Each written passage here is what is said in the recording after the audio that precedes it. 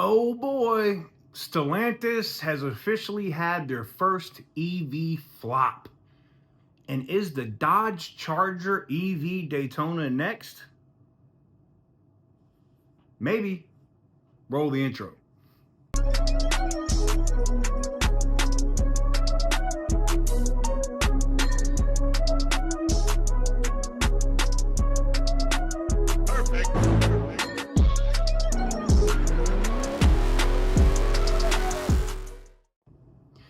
What is up, guys? Welcome on back to TK's Garage. And I saw this over on autoblog. I'll put the article for you guys up here.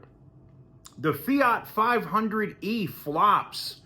Is Stellantis throwing away 110 million? I mean, why not? They pissed away $250 million to some friggin' drone company, to Archer Aviation. They've pissed away money to Carlos Tavares and his cronies and his friends and other executives for bonuses when they've destroyed the company in 6 months.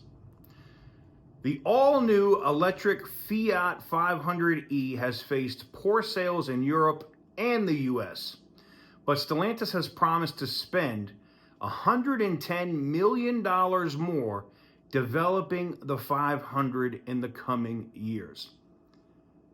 You'd be forgiven for thinking the number in the new Fiat 500e's name is supposed to indicate some sort of special limited production number.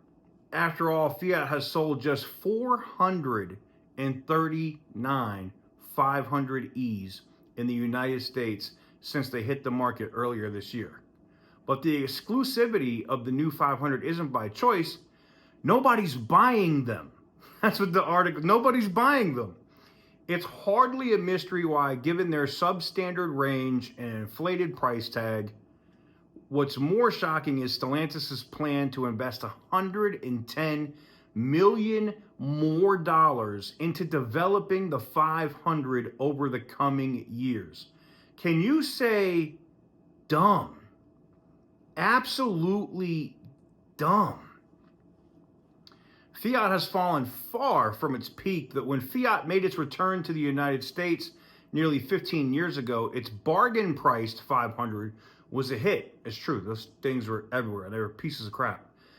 In just the first few years after it launched in the U.S., Fiat sold nearly 100,000 Fiat 500s.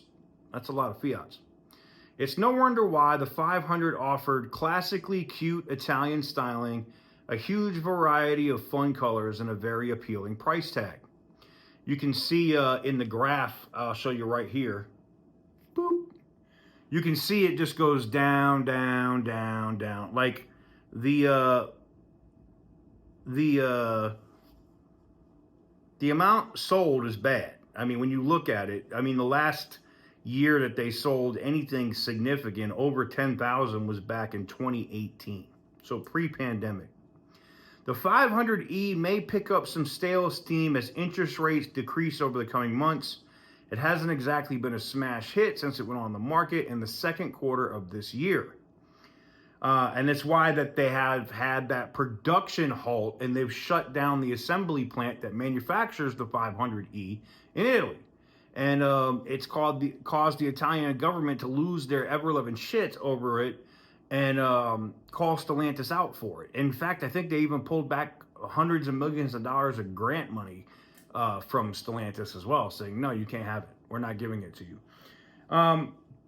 It's nothing new, especially in this market. I mean, I'm surprised they sold 439, but it's a tale of what's to come for the new Dodge Charger EVs. Subpar range, slower than a Tesla, still big as a boat, right?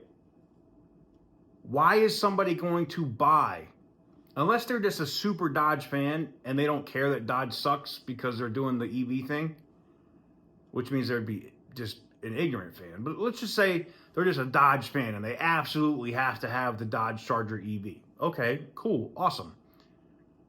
Why would you spend, because we already know that they're going to have adjusted markups or market adjustments on every single one of these cars when they first come out, right?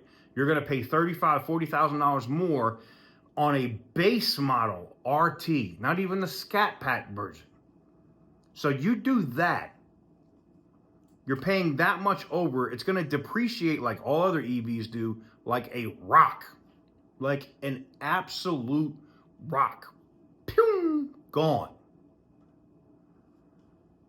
Insurance companies are probably going to have problems insuring these like they've had with some other high-priced EVs, because they're going to say it's not worth it. Getting loans on these cars are going to be hard. And that's where I think the Dodge Charger Daytona is going to run into the same issues that the Fiat 500e has here in the United States. Nobody wants to. It's not even that nobody wants EVs. I think the one electric vehicle that Stellantis can drop, and if they should be expediting it, it should be the priority for them to get it out, is possibly the Ram Charger. One of my favorite electric vehicles, actually two. I had the Fisker Karma, right? And it was like a gas, it had a lot of Jaguar parts on it. It was like gas / electric. But I believe the gas engine powered the powertrain in that car. The BMW i3 had what they call a REX, or a range extender, in it. And it basically was like a generator that would charge the battery while you were driving. So you didn't have to have range anxiety. I know, I drove one from Miami Beach to Las Vegas in a 4-day period. Mostly on the REX, on a 2-gallon gas tank. I'll never do that again, but it was an experience. I think if Stellantis is smart, if they're smart, they drop that Dodge, or they drop the Ram Charger. What do they call it? What do they call it? Yeah, the Ram Charger, where they have the REX in it, where it has the range extender in it, which gives you the ability to charge that thing while you're driving. And if it really has a 700-mile range with the electric and the gas range extender on it, that thing will sell like hotcakes. Absolute hotcakes. You give me a truck that has, you know, if it has cool Ram styling, it looks nice, it has nice interior or whatever, it's probably gonna have screens up the yazoo, which also scares me because Stellantis can't even build a gas vehicle. I'm afraid to see what happens with these EVs, but I digress. You give me that truck with all of that in it and a 700-mile range, I might be interested. But all this other crap, 300-mile range Ram BEVs, the just electric vehicle trucks, sucks. Absolutely trash. Nobody wants that. You can't go anywhere. You're not going to be able to leave the city with it. You're not going to drive it across the country. It doesn't have access to the Tesla supercharger network. You cannot rely on the maps taking you to other chargers because 80% of them don't work. So it comes down to having that REX. Now, if they did that with these chargers, or they had a small gas engine or something in there that was, and they could 100% do it. They could put it in the front. They could put like a small 4-cylinder or 3-cylinder or something in the front that would be a range extender to charge the Dodge Chargers. And I hate giving them ideas, but if they did that, then maybe people might be interested. But you still got to get more performance out of that car. You can't get beat by a Tesla Model 3 Performance. You can't get beat by a Hyundai Ioniq 6. If you're gonna, or a 5. If you're getting smoked by an Ioniq 5, an Ioniq 6, and Tesla Model 3s, nobody's spending $100,000 on the Dodge Charger, and that's why I think the Dodge Charger is in such trouble.